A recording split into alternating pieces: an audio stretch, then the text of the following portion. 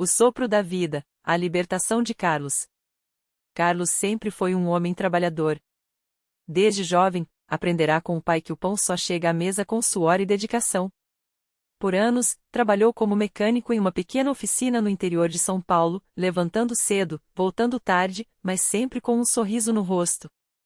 Até que, aos 42 anos, o cansaço começou a ser diferente. No começo, era só uma falta de ar ao subir as escadas da casa. Depois, uma tosse seca que não passava. Carlos achou que fosse alergia, ou o pó da oficina. Mas quando a falta de ar veio até ao caminhar devagar, a esposa, Dona Maria, insistiu para que fosse ao médico. O diagnóstico foi como um soco no peito: doença pulmonar intersticial, uma condição rara e progressiva, em que os pulmões vão perdendo a capacidade de oxigenar o sangue. O médico foi claro: não há cura. Podemos apenas retardar. Prepare-se para uma vida com oxigênio suplementar e limitações. Carlos voltou para casa em silêncio. Como ia sustentar a família? Como ia brincar com os filhos no quintal? Como ia cantar os hinos que tanto amava na igreja? Porque, apesar de não ser um homem de muitas palavras, Carlos cria em Deus. Não frequentava nenhuma igreja com regularidade, mas orava em casa, sozinho, e pedia a Deus que olhasse por sua família. Foi então que o irmão de Dona Maria, seu João, um homem simples e de poucas palavras, mas de fé inabalável, falou: Carlos, por que você não vai conosco na congregação? Lá, os irmãos oram, e Deus ouve. Eu já vi coisas que nenhum médico explica. Carlos hesitou. Não gostava de chamar atenção, e a ideia de entrar em uma igreja cheia de pessoas, fraco como estava, o envergonhava. Mas a doença avançava. Uma noite, depois de mais uma crise de falta de ar, ele olhou para Dona Maria, que chorava em silêncio, e disse: Vamos. Domingo eu vou. O primeiro culto na congregação cristã no Brasil foi diferente de tudo que Carlos já tinha visto. Não havia instrumentos, nem coros ensaiados. Só vozes unidas, cantando hinos antigos com uma simplicidade que tocou seu coração. Os irmãos e irmãs vestiam-se com modéstia, sem chamar atenção para si.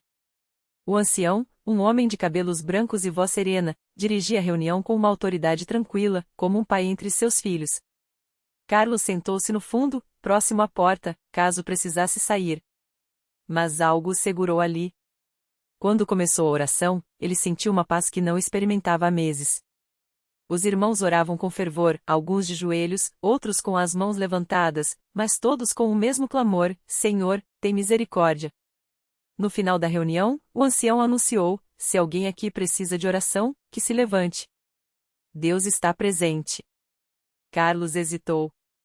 Mas então, como se uma força maior o puxasse, ele se levantou. Tremia. O ancião olhou com bondade e disse: Meu irmão, venha. Deus não desampara seus filhos. Os irmãos se aproximaram. Mãos foram postas sobre sua cabeça. E eles oraram. Não com palavras bonitas ou longos discursos, mas com uma fé simples e quebrantada: Pai Celestial, este irmão está doente. Tu és o médico dos médicos. Toca nele, Senhor. Dá-lhe saúde. Em nome de Jesus. Carlos sentiu lágrimas escorrerem. Não era só o medo da doença, era a certeza de que, naquele lugar, ele não estava sozinho. Nas semanas seguintes, Carlos passou a frequentar as reuniões. Não falava muito, mas ouvia. Aprendeu que a fé não era só pedir, era confiar. Que Deus não desampara quem nele espera. Os irmãos o visitavam em casa, oravam com ele, traziam palavras de ânimo. Dona Maria, que sempre teve fé, via o marido se transformar. Ele já não falava tanto em morte, mas em esperança. Até que, em uma quinta-feira à noite, durante uma reunião de oração, algo aconteceu. Carlos estava sentado, ouvindo os testemunhos. Um irmão contava como Deus o livrara de um acidente. Outra irmã falava da cura de uma enfermidade. De repente, enquanto o ancião lia a Bíblia, Carlos sentiu algo estranho. Uma onda de calor percorreu seu corpo, como se um fogo suave o envolvesse. Ele levou a mão ao peito e percebeu: estava respirando fundo. Sem dor. Sem falta de ar. Assustado, levou a mão à boca. Não havia chiado. Não havia aperto no peito. Ele se levantou, sem pensar, e disse em voz alta: Irmãos, eu estou curado. O silêncio tomou conta do salão por um instante.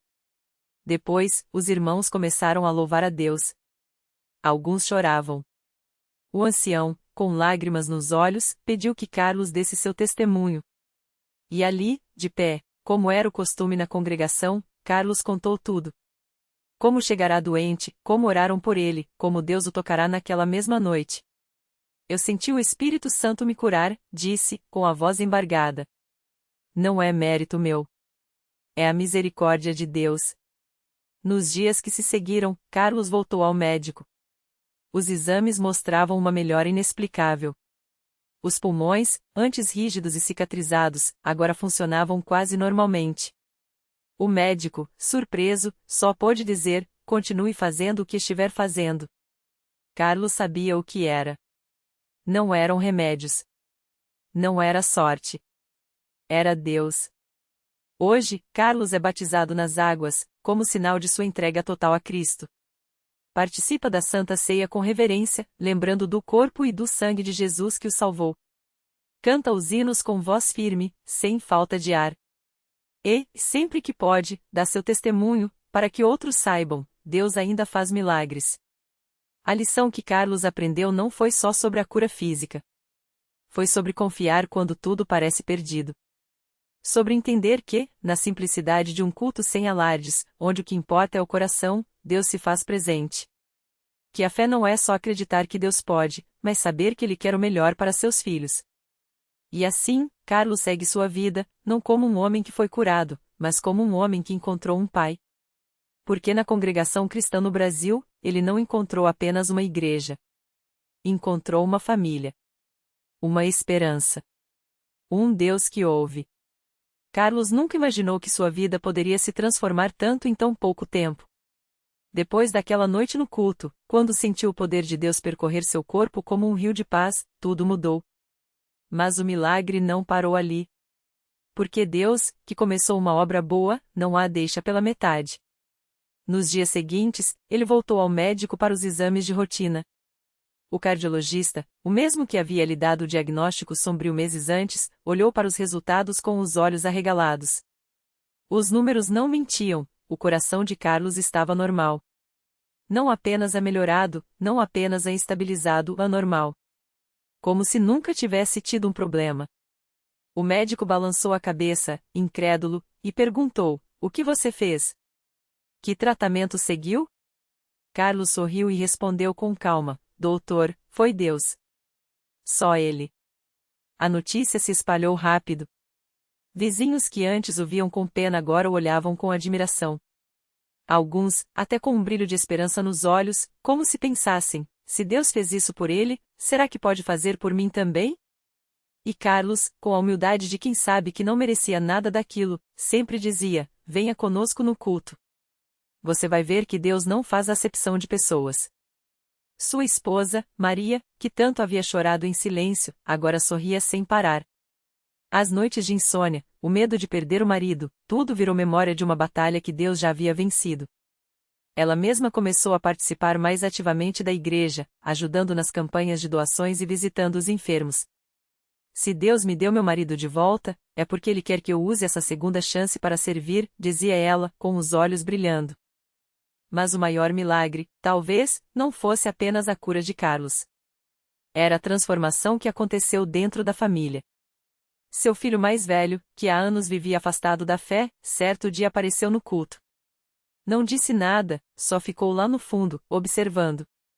Depois do culto, aproximou-se do pai e, com a voz embargada, perguntou: pai, é verdade que o senhor estava quase morrendo? Carlos abraçou o filho e respondeu: estava, meu filho. Mas Deus me deu uma nova chance. E Ele quer dar para você também. Aqueles foram momentos que Carlos nunca esqueceu.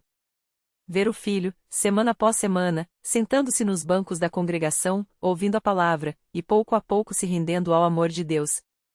Até que, numa noite de oração, o jovem se ajoelhou e entregou sua vida a Cristo. Mais uma alma resgatada. Mais um milagre que começou com a fé de um homem que não desistiu de acreditar. Hoje, anos depois, Carlos ainda frequenta a mesma congregação. Seu cabelo já está mais branco, mas seus passos são firmes, e seu coração, aquele que os médicos disseram que não aguentaria, lateja forte, como um tambor anunciando a glória de Deus. Ele não é mais só um membro da igreja. É um servo. Um intercessor. Um homem que, toda vez que vê alguém desanimado, se aproxima e diz: Meu irmão, eu já estive no vale da sombra da morte. Mas Deus me tirou de lá. Se ele fez por mim, pode fazer por você. E assim, a história de Carlos se tornou um farol. Não porque ele seja especial, mas porque serve a um Deus que é. Um Deus que não muda. Que ainda hoje cura, libera e transforma.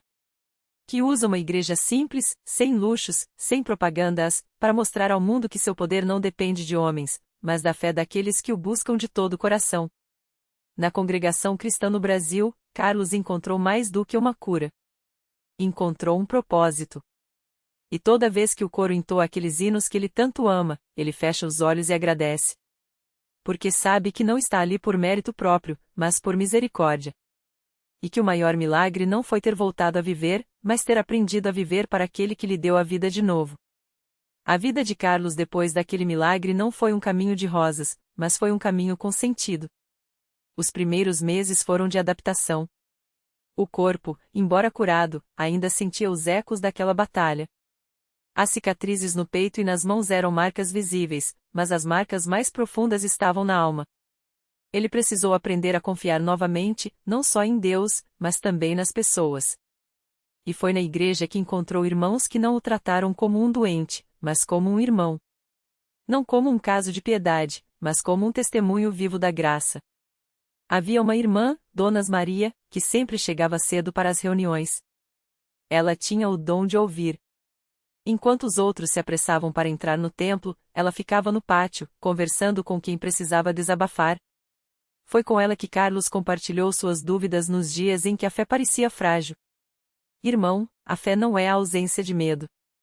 É a certeza de que Deus está conosco mesmo quando trememos, ela lhe disse uma vez, segurando suas mãos marcadas. Aquelas palavras o acompanhariam para sempre. Com o tempo, Carlos começou a servir. Não de forma ostentosa, mas como quem sabe que recebeu muito e quer retribuir.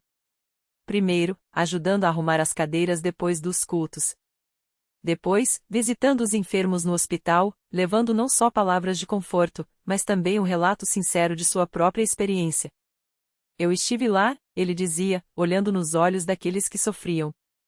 E se Deus me tirou, Ele pode te tirar também. Não eram palavras vazias. Eram sementes plantadas por quem conhecia o peso da dor e a leveza da libertação. Um dia, durante uma reunião de oração, um jovem chamado Rafael se aproximou dele. O rapaz tinha os olhos inchados de chorar e as mãos trêmulas. Irmão Carlos, meu pai está muito doente. Os médicos disseram que não há mais jeito. Carlos não o interrompeu. Só colocou a mão no ombro do jovem e o levou para um canto quieto do templo. Ali, ele não deu sermões. Contou sua história. Falou do desespero, da noite escura, do momento em que tudo parecia perdido. E então falou da luz que invadiu o quarto do hospital, da paz que veio sem explicação, da voz que lhe disse: levanta. Rafael ouviu tudo em silêncio.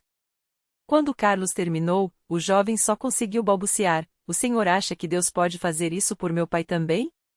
Carlos sorriu, não com a confiança de quem sabe todas as respostas, mas com a certeza de quem já viu o impossível. Não é questão do que eu acho, irmão. É questão do que ele já fez. Vamos orar? E eles oraram. Não com palavras bonitas, mas com lágrimas e suspiros. E na semana seguinte, Rafael voltou correndo para a igreja.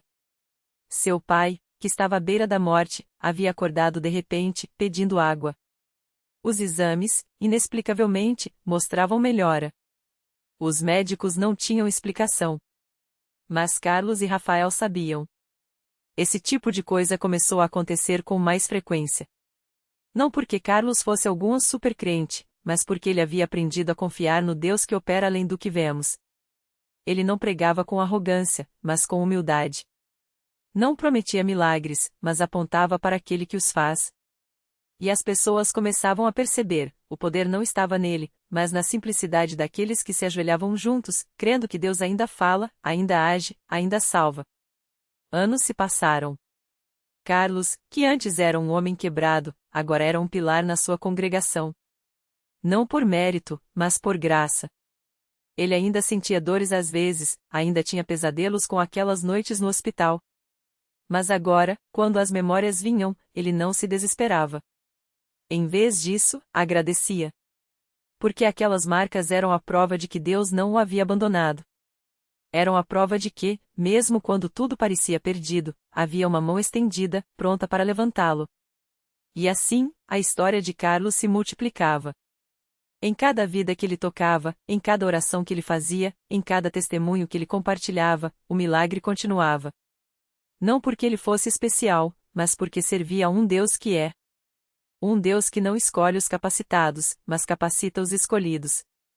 Um Deus que, na simplicidade de uma igreja sem holofotes, sem marketing, sem fama, continua a mostrar que seu amor é real, seu poder é presente, e sua misericórdia não tem fim. E toda vez que o coro entoa aqueles hinos que ele tanto ama, Carlos fecha os olhos e sorri. Porque sabe que não está ali por acaso. Está ali porque, em meio à escuridão, alguém orou por ele. Alguém creu por ele.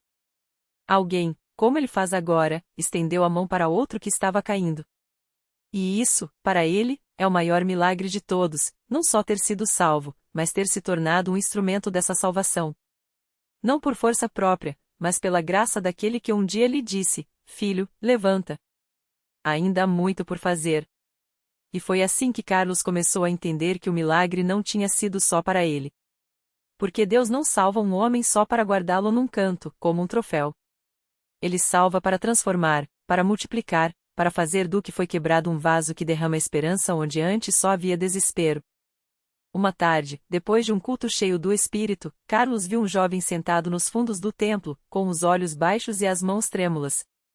Era Davi, um rapaz de 19 anos que havia chegado à igreja arrastado pela irmã, depois de meses sumido nas ruas, viciado em drogas e com o coração cheio de ódio. Não adianta, irmão, Davi murmurou quando Carlos se aproximou. Deus não quer saber de mim. Já fiz coisa demais. Carlos sentiu o peso daquelas palavras, porque ele mesmo já as tinha dito.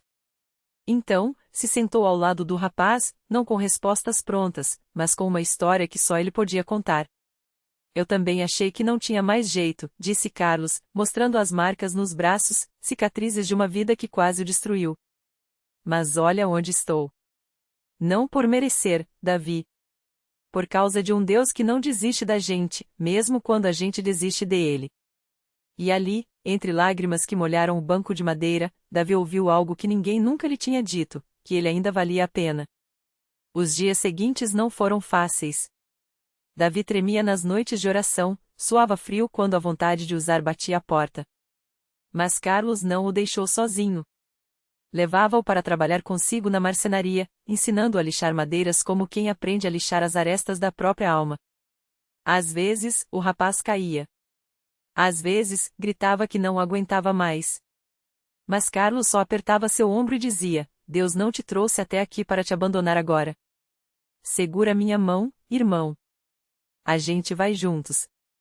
E foi assim, passo a passo, que Davi começou a enxergar a luz. Não de uma vez, não como mágica, mas como uma semente que brota devagar, regada por orações, por abraços apertados, por aqueles hinos que, aos poucos, ele também passou a cantar. Até que uma noite, durante um culto de libertação, Davi se levantou sozinho, foi até o altar e jogou no chão o último resto de droga que escondia no bolso. Chega, ele chorou.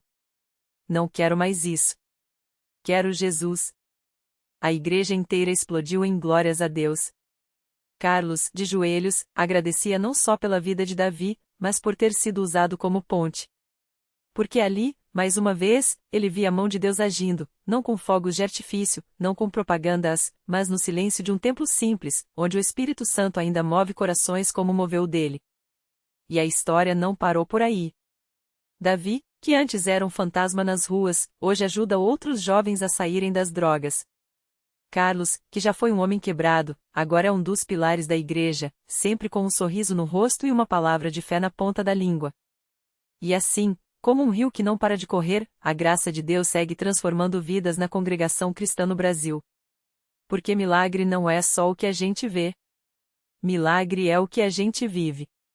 É o viciado que vira servo, o perdido que vira guia, o morto que ressuscita para dar vida.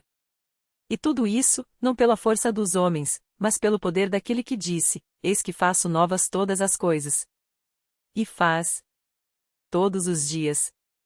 Em cada coração que se abre. Em cada vida que se entrega. Na igreja que não tem fama, mas tem Deus. E isso, meu amigo, é tudo o que importa. E se eu te dissesse que tem mais? Porque a história não para por aqui. Lá no fundo do estado de São Paulo, numa cidadezinha que quase ninguém conhece no mapa, tem uma irmã chamada Maria. Ela chegou na igreja arrastando os pés, com os olhos inchados de tanto chorar e as mãos trêmulas de medo. O marido tinha ido embora, levando até as panelas de casa, e ela ficou sozinha com 3 filhos pequenos, sem emprego, sem esperança. Os vizinhos cochichavam que ela não ia aguentar, que ia acabar como tantas outras, na fila do governo ou na cama de um hospital, vítima dos nervos. Mas Maria entrou na congregação cristã no Brasil não por acaso. Foi uma irmã da igreja, Dona Jandira, que a viu sentada no ponto de ônibus com as crianças, com uma sacola de pão duro no colo, e parou o carro. Vem, minha filha. Deus não esqueceu de você. Maria não queria ir.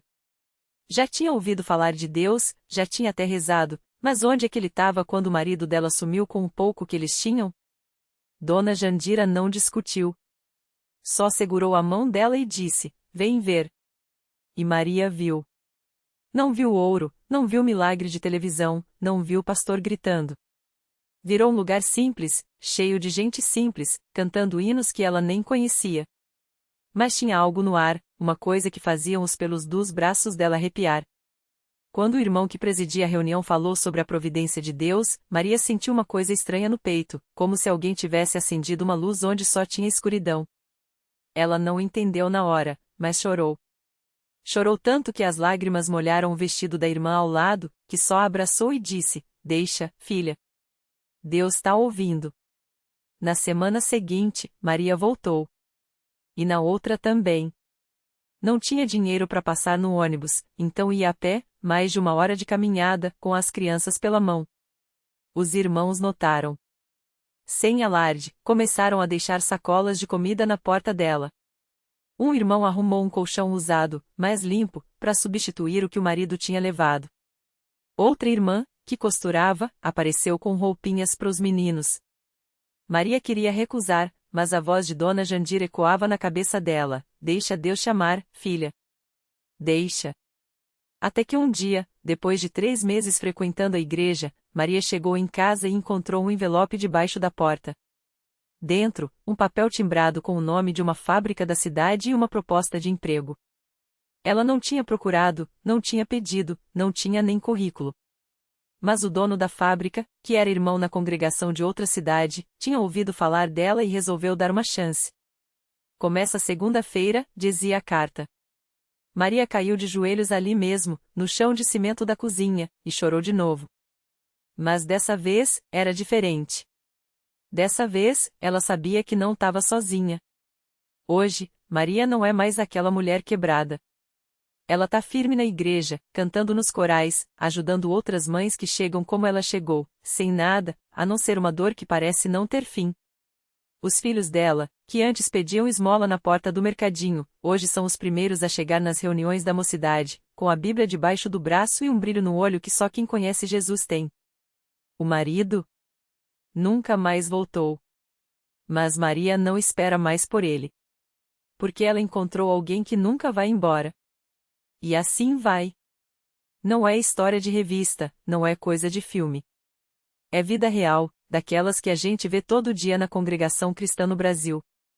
É o desempregado que arruma trabalho quando já estava perdendo a fé. É a mãe que recebe o filho de volta depois de anos nas drogas. É o casal que estava se separando e, de repente, tá de mãos dadas no culto, como se o amor tivesse renascido. Não tem explicação humana. Não tem fórmula. Só tem um Deus que não desiste da gente, mesmo quando a gente desiste dele. Porque milagre, meu amigo, não é só curar cego ou ressuscitar morto. Milagre é a mão que segura a sua quando você está prestes a cair. É a porta que se abre quando todas as outras se fecharam. É a paz que enche o coração quando o mundo está desabando. E isso, a congregação cristã no Brasil sabe como ninguém. Porque aqui, a gente não prega a teoria. A gente vive. A gente chora, sim, mas chora abraçado. A gente cai, mas cai em braços que levantam. E a gente acredita, mesmo quando não dá para enxergar, que Deus está fazendo novas todas as coisas. Sempre. Em todo lugar. Em toda a vida que se entrega a Ele. E foi assim que eles entenderam. Aquelas mãos dadas no culto não eram só um gesto, eram a prova de que Deus havia costurado de novo o que o tempo e as feridas haviam rasgado. Ela, que jurara nunca mais confiar, agora olhava para ele com os mesmos olhos de 20 anos atrás, só que mais profundos, mais cheios de Deus. Ele, que se afogara em silêncios, finalmente falava, não com palavras, mas com a certeza de que aquele abraço era a resposta que tanto esperara. Não houve sermão que explicasse. Não precisou. O milagre estava ali, no perdão que nasceu sem ser pedido, na esperança que brotou onde só havia cinzas, na família que se reuniu em torno da mesa como se o tempo não tivesse passado. Os filhos, que só conheciam a história dos pais em pedaços, agora viam um quadro completo e entendiam que amor não é ausência de dor, mas a coragem de seguir adiante apesar dela. Porque a vida ensina que milagre não é a falta de tempestades, mas a mão que segura a sua dentro delas. Não é a estrada sem curvas, mas a voz que sussurra, eu sei o caminho. A congregação não promete um caminho sem lágrimas, mas garante que nenhuma lágrima será desperdiçada. Cada joelho dobrado em oração, cada amém murmurado no escuro, cada mão estendida ao irmão, tudo isso é semente. E Deus, que não dorme, faz brotar vida onde só havia despedidas. A lição: não espere o milagre pronto. Seja o milagre. Perdoe primeiro. Abraça antes de ser abraçado. Acredite quando ninguém mais crer. Porque a fé não é a certeza de que Deus vai mudar sua história, é a confiança de que, mesmo que não mude, Ele estará lá, fazendo você novo a cada manhã. E assim, entre hinos e lágrimas, eles aprenderam: Deus não refaz o passado. Ele redime. E isso, meu amigo, é o maior milagre de todos.